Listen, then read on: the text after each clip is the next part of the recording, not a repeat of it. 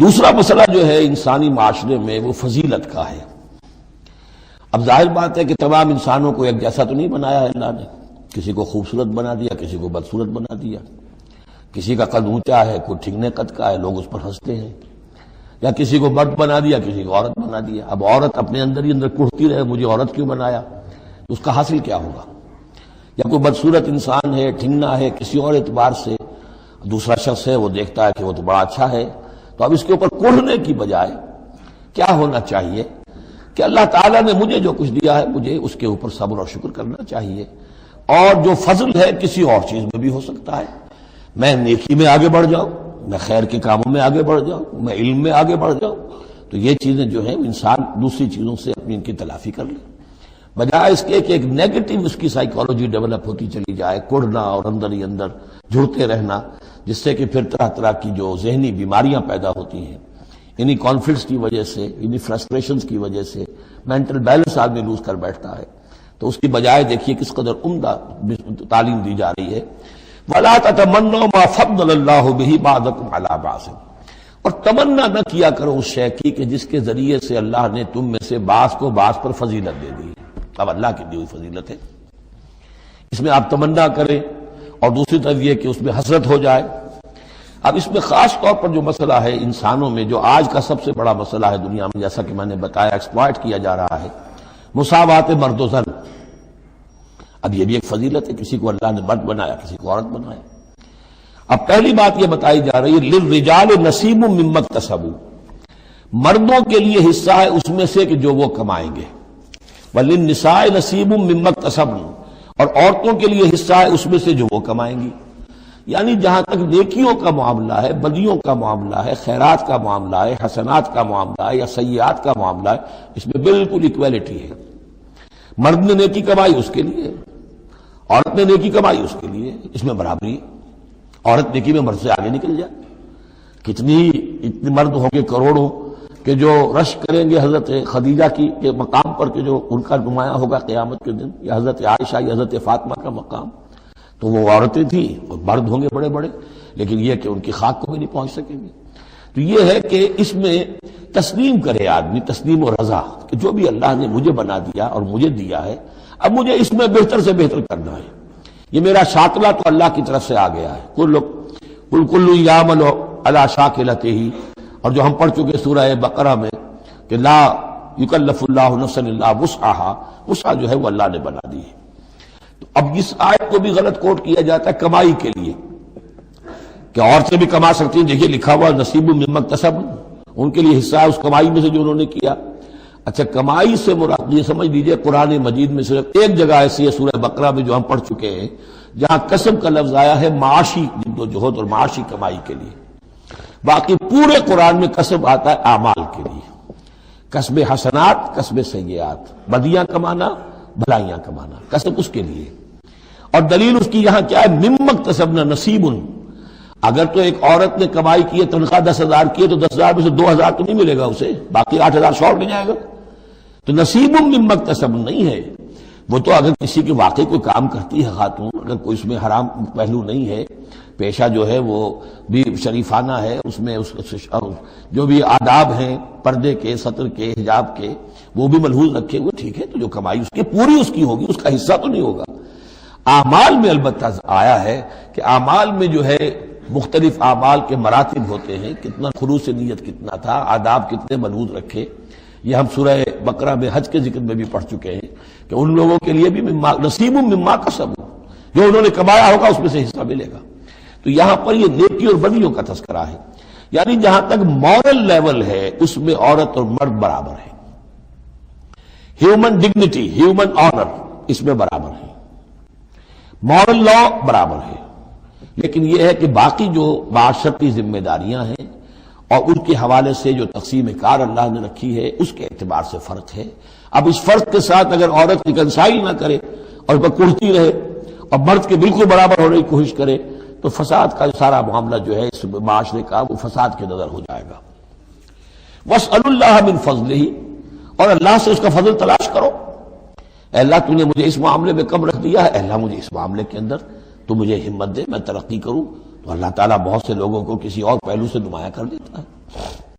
ان اللہ کان بکل شیء علیما، یقیناً اللہ تعالیٰ ہر شے کا علم رکھتا ہے۔ وَلِكُلٍّ جَعَلْنَا مَوَالِيَ مِمَّا تَرَكَ الْوَالِدَانِ وَالْأَقْرَبُونَ۔ اب آخر میں پھر ایک مرتبہ جو ہے قانون وراثت کی اہمیت کو دیکھیے، اور ہر ایک کے لیے ہم نے مقرر کر دیے ہیں حصے وراثت میں جو بھی چھوڑتے ہیں والدین یا رشتہ دار۔ وَالَّذِينَ عَقَدَتْ أَيْمَانُكُمْ، ایک نیا مسئلہ یہ پیدا ہو گیا تھا کہ ایک دوستی ہوتی ہے، بھائی چارہ ہوتا ہے، یا مدینے میں حضور نے مسلمانوں کو بھائی بھائی بنا دیا تھا، ایک انصاری ایک مہاجر بھائی، تو کیا ان کا وراثت میں حصہ ہے؟ نہیں، یہ وراثت میں حصہ منہ بولے بھائیوں کا نہیں ہے، منہ بولے بیٹے کی کوئی حیثیت نہیں شریعت میں، منہ بولے بھائی کا کوئی حصہ نہیں ہے۔ ہاں اپنی زندگی میں تم نے والذین عقدت ایمانکم، جن کے ساتھ تمہارا کوئی معاہدہ ہوا ہے، کوئی دوستی ہوئی ہے، فآتوہم نصیبہم، انہیں ان کا حصہ دے دیا کرو، یعنی اپنی زندگی میں ان کے ساتھ جو بھلائی کرنا چاہو، کوئی ہبہ کرنا چاہو اپنی وراثت میں سے بھی، اپنی وراثت میں سے وصیت کرنا چاہو، یہ کر سکتے ہو، لیکن جو کہ قانون وراثت میں طے ہو گیا ہے، لا وصیت لوارث، پھر وارث کے لیے کوئی وصیت بھی نہیں، اور وہ یہ کہ بہرحال وراثت میں حقدار کوئی اور نہیں ہوگا سوائے اس کے کہ جس کو اللہ نے مقرر کر دیا ہے۔ ان اللہ کان علی کل شیء شہیدا، یقیناً اللہ تعالی ہر چیز پر گواہ ہے۔ اب آئی ہے وہ آیت، اصل میں کانٹے دار آیت جو ہے، جو عورتوں کی حلق سے بہت مشکل سے اترتی ہے، کانٹا بن کر اٹک جاتی ہے۔ الرجال قوامون علی النساء، یہ تمہید تھی ساری، ایک سورہ بقرہ میں تمہید آ چکی تھی، علیہن لہن مثل الذی علیہن بالمعروف وللرجال علیہن درجہ، یہ کہہ کے بات چھوڑ دی۔ آگے آئے لا تتمنوا ما فضل اللہ بعضهم علی بعض، اور مزید اس کے لیے ذہنی جو ہے تیاری کر دی۔ اب آ رہی ہے وہ چیز جو چبھنے والی چیز ہے، الرجال قوامون علی النساء، مرد عورتوں پر حاکم ہے۔ یہ میں ترجمہ زور دے کر رہا ہوں۔ یہ قامہ جو ہے، قامہ جب علا کے ساتھ آئے گا تو کچھ اور معنی ہوں گے، قامہ بے کے ساتھ آئے گا کچھ اور معنی ہوں گے۔ قامہ بے کسی شے کو قائم کرنا، کونوا قوامین بالقسط، اسی سورہ مبارکہ میں یہ آیت آ جائے گی، کونوا قوامین بالقسط، عدل کو قائم کرنے والے بن کر کھڑے ہو جاؤ۔ قامہ علا، کسی کے اوپر سر پر مسلط ہونا، یہ ہے گویا کہ ایک درجہ حاکمیت ہے۔ گھر کے ادارے میں حاکم ہونے کی حیثیت مرد کو حاصل ہے۔ سربراہ خاندان جو ہے وہ مرد ہے، عورت نہیں ہے۔ عورت کو بہرحال اس کے ساتھ ایک وزیر کی حیثیت سے کام کرنا ہے، یہ ہے اس کا اصل رول۔ اسی لیے میں بیان کر چکا ہوں کہ وہ جو نسیان کا معاملہ تھا، اللہ تعالیٰ نے اس کے اندر چونکہ یہ سیکنڈ رول پلے کرنا ہے اسے یقیناً اس کے جذبات کو تو زیادہ ٹھیس پہنچنے کا امکان رہے گا۔ آدمی کو ہر انسان، مرد بھی چاہتا ہے میری بات چلے، عورت چاہتی ہے میری بات چلے۔ اب آخر کار کس کی بات چلے گی؟ یا تو دونوں کسی طریقے سے کسی مسئلے میں متفق ہو جائیں، اور عورت جو ہے بیوی اپنے شوہر کو دلیل سے، اپیل سے جس طرح قائل کر لے تو معاملہ ٹھیک ہو گیا۔ اب اگر نہیں ہو رہا معاملہ تو اب کس کی رائے چلے گی؟ مرد کی رائے چلے گی۔ تو کس کو اس سے ایک صدمہ پہنچے گا؟ عورت کو پہنچے گا۔ لیکن اس صدمے کا ہی جو ہے انفلوئنس، اس کو کم کرنے کے لیے سیفٹی والو، نسیان کا مادہ اللہ تعالیٰ نے عورت میں زیادہ رکھ دیا۔ اسی لیے پھر اس قانون شہادت کے اندر ایک مرد کی جگہ 2 عورتوں کو وہاں پر اس کا نصاب رکھا گیا۔ الرجال قوامون علی النساء بما فضل اللہ بعضهم علی بعض۔ اب یہ دوسری بات ہے کہ اگر وہ شوہر حاکم ہو کر ظلم کرتا ہے، ان کے حق ادا نہیں کرتا ہے، تو اللہ کے یہاں بڑی سخت پکڑ ہوگی۔ یہ تو دوسری بات ہے بالکل، لیکن یہ کہ جو قانون ہے اسلام کا وہ یہی ہے کہ یہ اختیار دیا گیا، اب آپ اس اختیار کا غلط استعمال کر رہے ہیں، آپ اس کو ظلم کا ذریعہ بنا رہے ہیں، تو اس کی سزا اللہ تعالیٰ کے ہاں آپ کو مل جائے گی۔ بما فضل اللہ بعضهم علی بعض، بسبب اس فضیلت کے جو اللہ نے بعض کو بعض پر دی ہے، وبما انفقوا من اموالہم، اور بسبب اس کے کہ جو وہ خرچ کرتے ہیں اپنے مال۔ اب دیکھیے یہ خرچ کرنے کا معاملہ اسلام میں شادی سے شروع ہو گیا۔ شادی مرد کی بھی ضرورت ہے، عورت کی بھی ضرورت ہے، لیکن مرد مہر دیتا ہے، عورت مہر وصول کرتی ہے۔ تو جو خرچ کرنے والا ہے اب اس کی ایک حیثیت دوسری ہو گئی۔ پھر گھر میں اس کا نان نفقہ پورا جو ہے، اس کا خرچہ، اس کی ذمہ داری، اس کو سپورٹ کرنا شوہر کے اوپر ہے، تو اب وہ مال خرچ کر رہے ہیں۔ بما انفقوا من اموالہم، فالصالحات، تو نیک بیویاں کون ہیں؟ جو کہ ایک یوں سمجھیے قرآن کے نزدیک ایک عورت کا جو اچھا کردار ہونا چاہیے، ایک خاتون خانہ کی جو بہترین روش ہونی چاہیے، وہ یہاں 3 الفاظ میں آئی ہے۔ فالصالحات، نیک بیویاں قانتاتن، ایک تو فرما بردار ہوتی ہیں، شوہروں کی فرما بردار، حافظات للغیب، غیب میں حفاظت کرنے والیاں، یعنی ظاہر بات ہے کہ مال ہے کسی کا تو گھر میں ہے، وہ تو کام پہ چلا گیا ہے، اب وہ کس کی حفاظت میں ہے؟ بیوی کی حفاظت میں ہے۔ اسی طرح اب بیوی کی جو عصمت ہے وہ در حقیقت مرد کی عزت ہے، اب وہ اس کی عزت کی حفاظت کرے اس کی غیر موجودگی میں۔ اسی طرح مرد کے راز ہوتے ہیں، سب سے زیادہ بڑھ کر جو ہے رازدان وہ تو بیوی ہوتی ہے۔ تو تین اعتبارات سے حافظات للغیب، حافظات للغیب، غیب میں حفاظت کرنے والیاں، حفاظت کرنے والیاں شوہر کے مال کی، شوہر کے رازوں کی اور شوہر کی عزت کی۔ بما حفظ اللہ، اللہ کی حفاظت سے، حفاظت ہے تو اللہ کی، لیکن جیسے رازق اللہ ہے لیکن کام تو انسان کو کرنا پڑتا ہے، رزق کمانا پڑتا ہے۔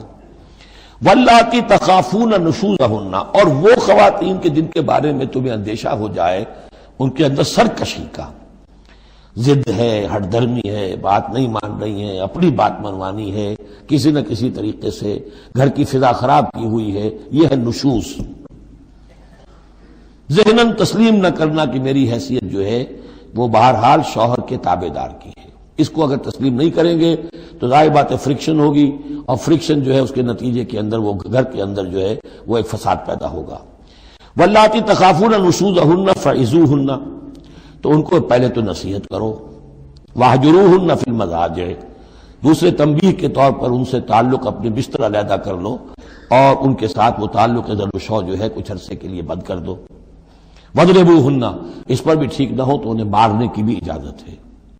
اس میں حضور نے جو روکا ہے وہ یہ ہے کہ چہرے پر نہ مارا جائے اور کوئی ایسی مار نہ ہو جس کا مستقل نشان جسم پر پڑے۔ اب یہ چیزیں اللہ کا کلام ہے، اس کے اندر جو ہے کوئی ہمارے لیے کوئی جھجک نہیں ہے، معاشرتی زندگی کو ٹھیک رکھنے کے لیے اس کی ضرورت پیش آئے تو وہ بھی کرنی ہوتی ہے۔ فَإِنْ أَطَعْنَكُمْ، پھر اگر وہ تمہاری اطاعت کریں، فَلَا تَبْغُوا عَلَيْهِنَّ سَبِيلًا، تو اب ان پر خامخواہ کی زیادتی کرنا، پچھلے غصے نکالنا، بار بار جو ہے وہ اپنے غصے کا اظہار کرنا، یہ بھی ٹھیک نہیں ہے۔ ان اللہ کان علیٰ کبیرا، یقیناً اللہ تعالیٰ بہت بلند ہے، بہت بڑا ہے۔